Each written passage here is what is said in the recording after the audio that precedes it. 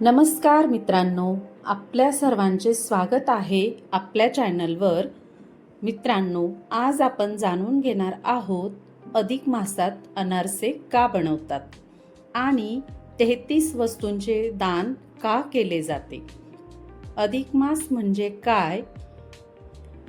अधिक मास म्हणजेच पुरुषोत्तम मास, जो भगवान विष्णू यांना समर्पित आहे. हा महिना अत्यंत पवित्र मानला जातो आणि या काळात केलेले दान, जप, तप याचे फळ अनेक पटीने वाढते असे मानले जाते. अनारसेचे महत्त्व काय आहे? मित्रांनो, अधिक मासात अनारसे बनवण्याची परंपरा आहे. अनारसे हे तांदूळ, गूळ आणि तूप यापासून बनवले जातात.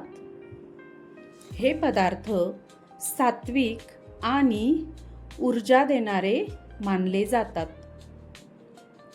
धार्मिकदृष्ट्या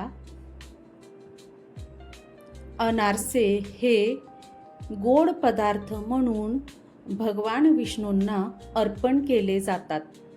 गोड पदार्थ अर्पण केल्याने जीवनात गोडवा आणि आनंद, समृद्धी येते असे मानले जाते.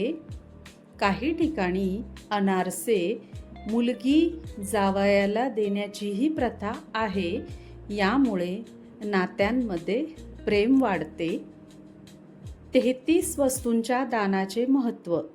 अधिक मासात 33 वस्तूंचे दान करणे अत्यंत पुण्यदायी मानले जाते. 33 हा आकडा 33 कोटी देवतांचे प्रतीक मानला जातो. त्यामुळे 33 वस्तूंचे दान केल्याने सर्व देवतांची कृपा मिळते असे मानले जाते. 33 वस्तूंच्या दानात काय काय द्यावे? तुम्ही आपल्या क्षमतेनुसार या वस्तू देऊ शकता. त्यात आपण आता 33 वस्तू काय देऊ शकतो ते आपण बघणार आहोत. त्यात सुरुवातीला तांदूळ, गहू, डाळ, गूळ,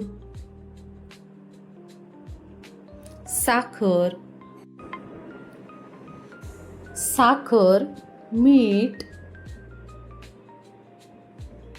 तेल, तूप, फळ, भाजीपाला, दूध, दही, मध, कपडे, साडी, बांगड्या, हळद, कुंकू, नारळ, सुपारी, अगरबत्ती, दिवा, चादर,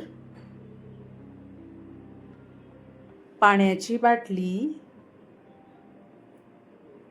पुस्तके, छत्री, चप्पल, ब्लँकेट, धान्य, गोड पदार्थ, अनारसे, दक्षिणा, भांडी, अन्नदान. दान करताना लक्षात ठेवा, मनापासून आणि श्रद्धेने दान करा. दिखावा अजिबात करू नका. गरजू लोकांना मदत करा. शेवटचा संदेश असा आहे मित्रांनो, अधिक मास हा आपल्या जीवनात सकारात्मक बदल घडवून आणण्याची एक सुवर्ण संधी आहे, जी आपल्याला परमेश्वराने दिली आहे. त्याचा आपण सगळ्यांनी लाभ घ्यावा. अनारसेचा गोडवा आणि दानाची भावना या दोन्ही गोष्टी तुमच्या जीवनात सुख, शांती आणि समृद्धी आणू शकतात. धन्यवाद मित्रांनो. व्हिडिओ आवडला असेल तर लाईक, शेअर आणि सबस्क्राईब नक्की करा.